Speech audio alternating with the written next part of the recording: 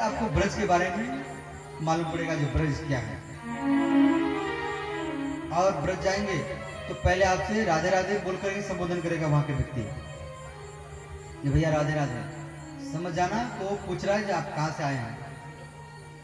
और जो भी बाहर के व्यक्ति जाते हैं ब्रज में, वो ब्रजवासी पहचान जाते हैं ये व्यक्ति बाहर से आया है।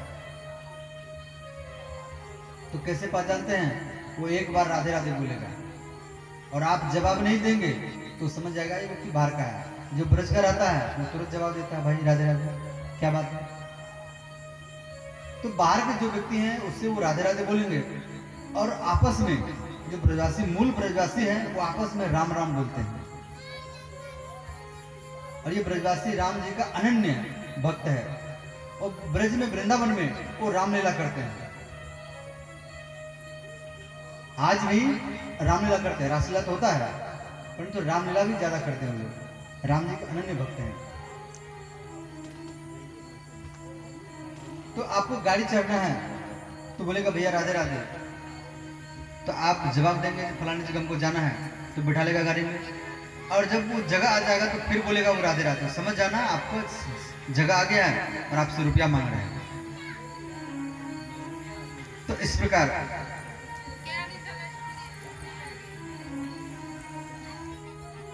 तो श्री बालकृष्ण एक पैर के नीचे हैं, तो वहां पर मनसुखा आया। तो मनसुखा को बोले भगवान श्री कृष्ण, जब मनसुखा तू इतना दुबला पतला क्यों है? तो मनसुखा ने कहा कन्हैया तेरे घर में 9 लाख गैया है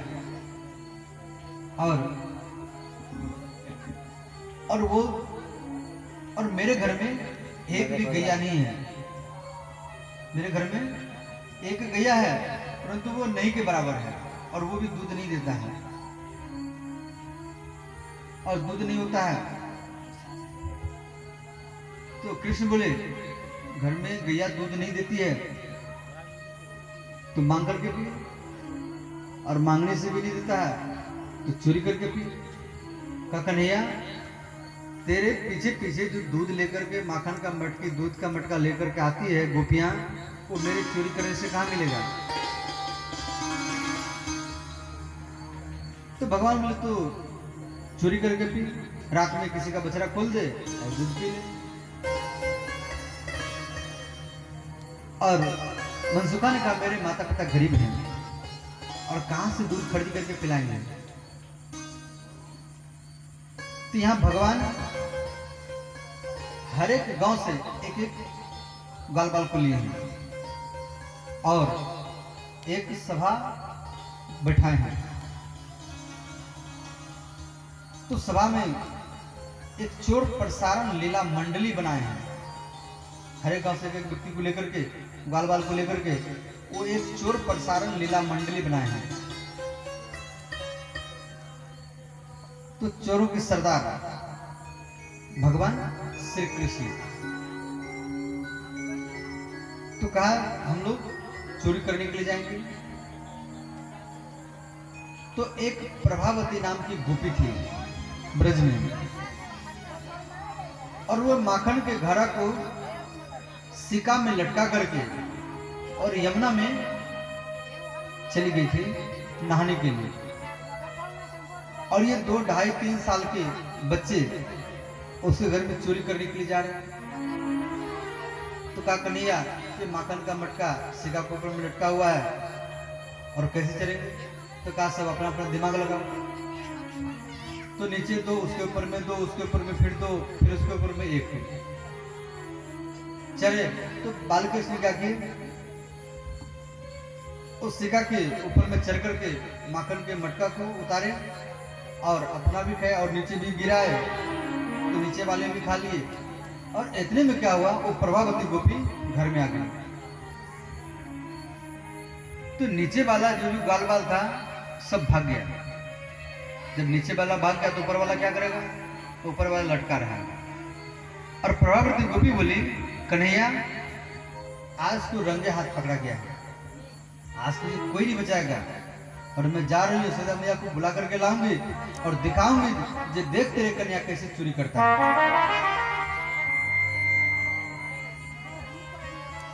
तो बालकृष्ण बोले, अरे गोपी, तेरे घर में कितना बच्चा है? तो गोपी बोली, मेरे घर में 4 बच्चे हैं। तो कन्हैया कह रहे, गोपी तेरे अंदर में दया नहीं है,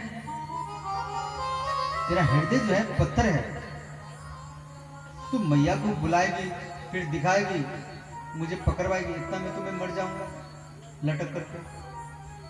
तो ऐसा काम कर, तू मुझे नीचे उतार और मेरा हाथ पकड़ करके तो अपने साथ ले चल। तो फिर गोपी क्या की, वो कन्हैया को सिक्का से नीचे उतार दी और हाथ पकड़ करके लेकर के जा रही यशोदा मैया के पास में। और गोपी क्या की है, वो लंबा घूंघट लगा लिए। और आज भी ब्रजवासी गोपी वो लंबा घूंघट लगाती है। देखो, बिहार की माताओं का मुख सब कोई देख लेता है, चाहे नया क्यों ना हो या पुराना क्यों ना हो। बिहार की माताओं का, कन्याओं का सब कोई मुख देख लेता है। परंतु ब्रज में अभी भी, चाहे नया हो चाहे कितना दिन भी हो गया हो, उनका मुख देखना बड़ा कठिन है। वो लंबा घूंघट अभी भी लगाती है। देखो, गोपी घूंघट खोलती है। गोपी के घर में जाएंगे, आपसे बात करेगा घूंघट खोल करके। परंतु वही गोपी अगर रास्ता चलेगी घर से बाहर, वो लंबा घूंघट लगाकर चलेगी, उसको आप पहचान नहीं पाएंगे जिस गोपी से हम बात करते घर में। और मैं ये अपने अनुभव की बात बता रहा हूँ। जब मैं पहली बार वृंदावन गया था, तो मैं दूध का भिक्षा लेने के लिए सुबह गया। मैं तो डायरेक्ट घर में घुस जाता था। वहां जैसे यहाँ बिहार के व्यक्ति साधु लोग को छोटा मानते हैं, साधु लोग को गलत मानते हैं, वो घर में घुसने नहीं देते हैं। अब मान लो कोई साधु घर में घुस भी गया, अब उसको गाली देना शुरू कर दिया, पीटना शुरू कर दिया, भगाना शुरू कर दिया, दरवाजे पर चढ़ने के लिए भी नहीं देता है बिहार में साधु को। परंतु वृंदावन में कोई साधु भिक्षा करेगा, सिर्फ राधे राधे बोल देगा तो बाबा रोटी रखा हुआ, कोई गोपी काम कर रही है, मान लो कोई गोपी काम कर रही है, तो गोपी बोलेगी जी बाबा घर में आपको जो कुछ लेना है, रोटी लेना है, दूध लेना है, सब्जी लेना है, आप लेकर के जाओ। परंतु यहाँ के माता बोल देंगे, नहीं बोलेंगे, वो तो बात करने से मना करते हैं। मैं देखा हूँ, मैं प्रभात में जाता हूँ तो गेट बंद कर देते हैं।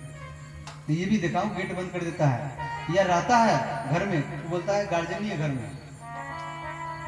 परंतु ब्रज में ऐसा नहीं है। ब्रज में संतों का, ब्रज में संत इसीलिए हैं, ब्रज में संत क्यों है, ब्रज में संत का सम्मान होता है, इसीलिए वृंदावन में इतना संत। बिहार के जो भी संत हैं, पूरा भारत का संत, हिंदुस्तान का संत, वो वृंदावन में, अयोध्या में रहते हैं। और गोपी मान लो काम कर रही है तो बोल देंगे बाबा रोटी ले लीजिए। अब मान लो 2 रोटी साधु लेके चला जा रहा है तो बोलेंगे जी बाबा 1 रोटी और ले जा। और दूध नहीं लिया तो बोलेंगे दूध भी लेते जा बाबा। और संत वृंदावन में संत जो होते हैं वो भिक्षा करके भजन करते हैं, और जो भिक्षा करके भजन करते हैं वो भजन सिद्ध हो जाता है। जो भिक्षा करके भजन करता है, भिक्षा से भोजन करके लाता है, और उसमें भोजन में जो भजन करता है उसका भजन जल्दी सिद्ध हो जाता है। इसीलिए वृंदावन में साधु लोग भजन करते हैं। साधु का काम है भिक्षा करना और भोजन करना और भजन करना। तो इस प्रकार तो साधु लोग वृंदावन में रहते हैं। तो गोपी वो लंबा घूंघट लगा करके कन्हैया का हाथ पकड़ करके लेके जा रहे हैं, और वो गोपी का देवर वो रास्ता में खेल रहा था। तो कन्हैया ने कहा अरे लाला तू मेरे पास में आ, और गोपी तो लंबा घूंघट लगा कर रखी है। और कन्हैया कह रहे हैं जे अरे गोपी तेरा हाथ कठोर है और मेरा हाथ कोमल है, तू मेरे बाएं हाथ को छोड़ करके तू मेरे दाएं हाथ को पकड़ लो। तो गोपी का देवर वहां पे आ गया, और कन्हैया का हाथ जैसे बायां हाथ को छोड़ करके दायां हाथ पकड़ने के लिए जा रहा था गोपी, तो देवर का हाथ वो गोपी के हाथ में पकड़वा दिया और कन्हैया वहां से भाग गए।